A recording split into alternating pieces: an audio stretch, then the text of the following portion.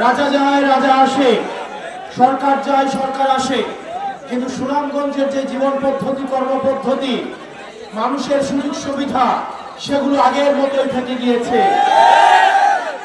আমরা শুনতে পাচ্ছি যারা এনসিপিতে যোগ দিতে চায় বা যারা এনসিপি করতে চায়, তাদেরকে স্থানীয়ভাবে ভয়ভীতি দেখানো হয়, তাদেরকে প্রশাসন অসহযোগিতা করে।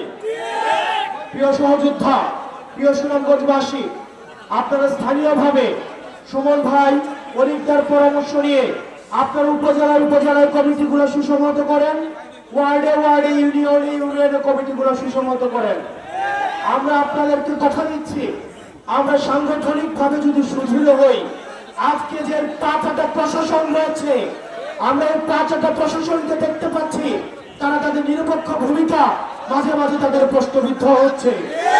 তারা আবার আগের মতো করে, আমরা জানি প্রশাসনের মধ্যে একটা অংশ রয়েছে যারা চায় নিরপেক্ষ প্রশাসন গড়ে উঠুক, কিন্তু একটা প্রশাসন রয়েছে, একটা পক্ষ রয়েছে যারা হচ্ছে সুবিধাভোগী, যারা হচ্ছে তেলবাজ, যারা হচ্ছে চাকারদল, তারা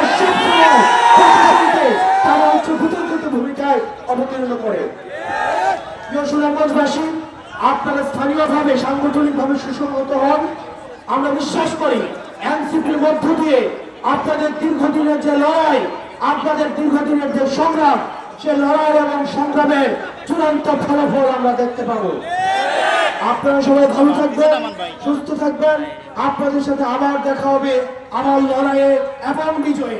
আসসালামু আলাইকুম ওয়া রাহমাতুল্লাহি ওয়া বারাকাতুহু।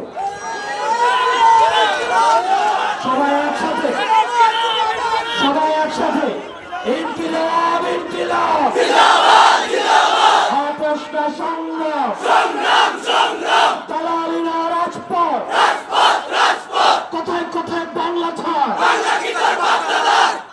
আমাদেরকে মাঝে মাঝে অনেক দখলদার এবং চাঁদাবাজ বলে, বাংলা নাকি আমাদের বাপদাদার নয়। আমরা বলবো শুনে রাখো দখলদার, বাংলা নয় তোর বাপদাদার। ওই চাঁদাবাজার দখলদার, বাংলা নয় তোর বাপদাদার। চাঁদাবাজার দখলদার, বাংলা নয় তোর বাপদাদার।